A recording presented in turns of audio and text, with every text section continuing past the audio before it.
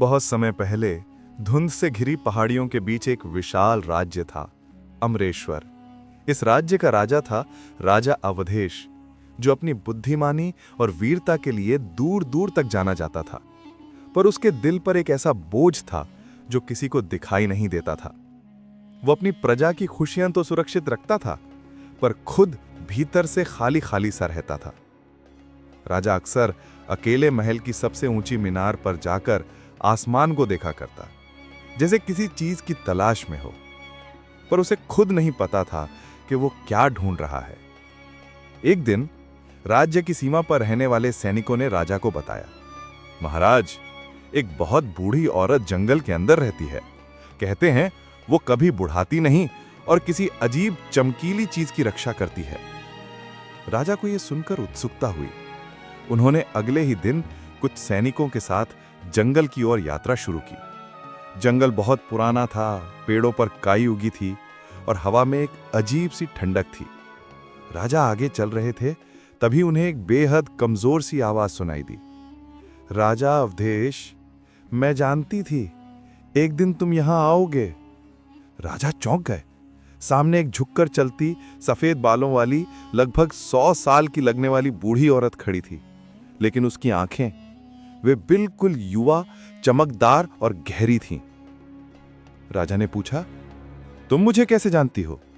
बूढ़ी औरत मुस्कुराई, क्योंकि मैं उस चीज की रखवाली करती हूं जिसकी तलाश तुम बरसों से कर रहे हो। राजा चौंके, मेरी तलाश? मुझे तो खुद नहीं पता मैं क्या ढूंढ रहा हूं। बूढ़ी औरत धीरे धीरे उनकी ओर आई और बोली, यही तो राज है। जिसे इंसान ढूंढ रहा होता है उसे कई बार खुद नहीं पता होता कि वो क्या ढूंढ रहा है, पर जादू जानता है। औरत उन्हें अपने छोटे से टूटे फूटे घर में ले गई। घर के अंदर सिर्फ एक लकड़ी का बक्सा था। उसने बक्सा खोला, अंदर से एक नीला चमकता जादुई पत्थर निकला। उस पत्थर की रोशनी इतनी शांत, इतनी गहरी थी कि राजा पहली बार भीतर तक सुकून महसूस कर रहे थे। राजा बोले, ये क्या है? बूढ़ी औरत ने कहा, ये अनुभव का पत्थर है। ये धन नहीं देता, ताकत नहीं देता, ये इंसान को उसके असली सत्य से मिलाता है। जिसे ये पत्थर स्वीकार कर ले, वो खुद को पहचान लेता है। राजा ने पत्थर उठाना चाहा, लेकिन जैसे ही उनका हाथ उसके करीब पहुंचा, पत्थर की रोशनी बुझने लगी। बूढ़ी औरत बोली, नहीं महाराज, पत्थर सिर्फ उसी का होता है जो अपने दिल पर बोझ लाद कर नहीं चलता। तुम्हारे भीतर का खालीपन ही तुम्हारी शक्ति बन सकता है, अगर तुम उसे समझो। राजा ने पूछा, मैं क्या करूं?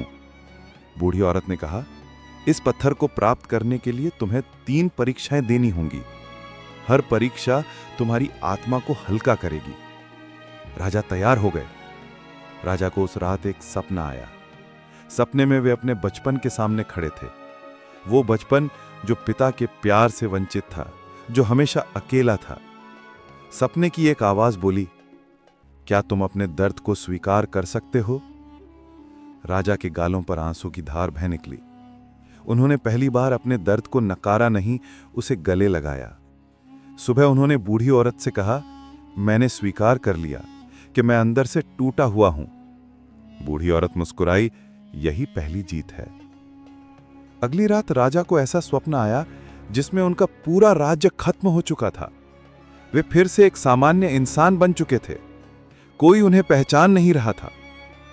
एक आवाज गूंजी, अगर तुम राजा न होते तो क्या तुम खुद को पहचान पाते? राजा ने लंबी सांस ली। उन्होंने कहा, हां, मैं एक राजा से पहले एक इंसान हूं। और यह परीक्षा भी पार हो गई। तीसरी रात राजा ने खुद को 2 रास्तों के सामने पाया। एक रास्ता राज्य की समृद्धि की ओर जाता था, दूसरा रास्ता एक ऐसी गुफा की ओर जहां एक बच्चा रो रहा था और मदद मांग रहा था। राजा जानते थे, अगर वे बच्चे की मदद करेंगे तो राज्य का भविष्य खतरे में पड़ जाएगा। राजा कुछ पल रुके, फिर बिना दूसरा विचार किए बच्चे की ओर दौड़ पड़े। अगले ही पल सपना टूट गया। बूढ़ी औरत बोली, राजा होने से पहले तुमने इंसान होना चुना, यही सच्ची जीत है। अब बूढ़ी औरत राजा को फिर वही चमकता पत्थर दिखाती है। इस बार पत्थर की रोशनी राजा के हाथों को छूते ही और तेज हो गई। बूढ़ी औरत बोली, अब ये पत्थर तुम्हारा है, लेकिन याद रखना, ये कोई चमत्कार नहीं करेगा। चमत्कार तुम खुद हो। ये पत्थर सिर्फ तुम्हें तुम्हारे भीतर की रोशनी दिखाता है। राजा ने पूछा, और तुम कौन हो?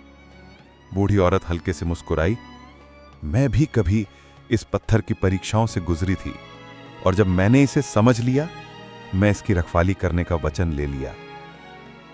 कुछ ही क्षणों में औरत की देह हवा में बदलने लगी, जैसे वो धुंध बनकर गायब हो रही हो। उसकी अंतिम आवाज आई, अब तुम इसके रक्षक हो राजा अवधेश।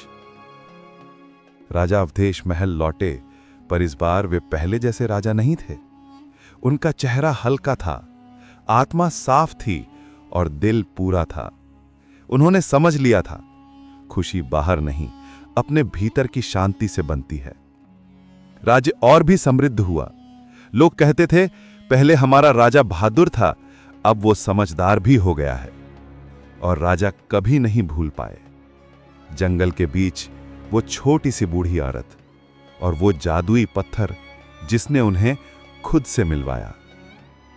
तो दोस्तों, अंत में बस इतना कहना चाहूंगा कि आप सभी को एक कहानी कैसी लगी कमेंट बॉक्स में जरूर बताएं, और चैनल पर नए हैं तो सब्सक्राइब कर लें। धन्यवाद।